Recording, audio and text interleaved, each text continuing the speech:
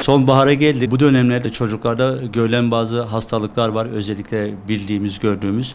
Öncelikle üst solunum yolu hastalıklarını sıklıkla görmekteyiz. Bunun içinde grip dediğimiz, soğuk algınlığı gibi hastalıklar. Bu sene tekrardan Covid görmekteyiz. Daha çok grip şeklinde ilerlemek.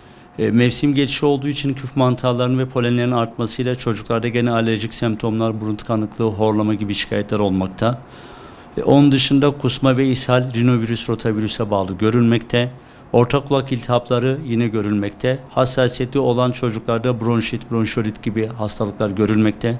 Okulların açılması ve temizlik problemleri sebebiyle özellikle kız çocuklarında idrar yolu enfeksiyonları görülmekte ve bunların çoğu bu mevsimde maalesef artmaktadır. Covid bir grip olarak devam ediyor. Diğer virüslerden biri oldu. Ama salgın olarak görmeye devam ediyoruz. Tabii burada biz test yapmıyoruz bu aşamada. Tedavi çünkü çok değişmiyor. Zaten kesin bir tedavisi de yok. Ama özellikle çocuklarda, risk gruplarında Covid yine tehlike arz etmeye devam ediyor maalesef. Tabii okullar açılıyor. Hepimizin bildiği gibi kalabalık ortamlar ve yakın temas önemli bir sebeptir. Okullarda hasta çocuklar olduğunda ve belli bir sayının üzerine ulaştığında maalesef diğer çocuklara da ulaşmaktadır. Bunun dışında çocukların bize göre nispeten en azından alt sınıftakilerin işte 1. sınıf anaokulu, kreş gibi olan çocuklar onlar da var artık çünkü. Bağışıklık sisteminin düşük olması, çocukların belki bize göre hijyenin tam olarak farkında olmamaları önemli bir faktördür. Beslenmelerin kötü olmaları önemli bir faktördür. Kapalı ve havasız ortamlar, özellikle bu okul veya gittiği kreşle alakalı bir durum. Bunlar gene önemli bir faktördür.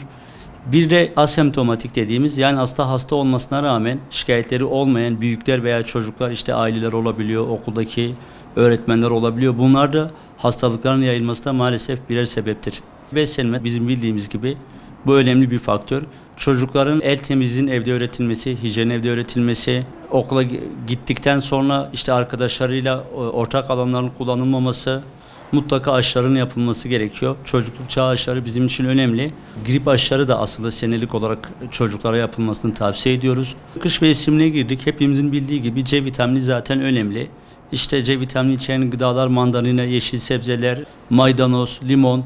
Bunları mutlaka çocuğa vermekte fayda var. Balık sezonu açıldı. Mutlaka hem omega 3'ün etkisiyle hem balığın bağışıklığı desteklemesi sebebiyle balığı öneriyoruz. Bir de somon gibi bazı balıklarda D vitamini de yüksek oluyor. Eğer D vitamini düzeyleri düşükse, hekim tarafından tespit edildiyse dışarıdan destek de alınabilir. Hani ister istemez güneşli gün sayısı azaldığı için dışarı çıkıp D vitamini almak daha zor oluyor. Bu da bağışıklığın maalesef baskılayabiliyor. Probiyotik ve prebiyotikler var. Kefirdir, yoğurttur. Bunlar da aslında bağırsakları ciddi anlamda destekleyen ürünlerdir. Bu şekilde genel bir beslenmeyle çocuklarımızın bağışıklığını destekleyebiliriz. Anne babalara aslında şunu mutlaka söylemek istiyorum. Yani çocuk hastaysa okula göndermemek gerekiyor. Hani belki anne babanın gözünde çocuğun sadece burun akıntısı var, hapşırığı var ya da ateşi az var. Hani kendi çocuklara hafif geçebilir ama okulda diğer çocuklara bulaşıcılık sağlıyor ve bu aslında bir pandeminin, yani bu hastalığın yayılmasında önemli bir faktör olarak rol alıyor.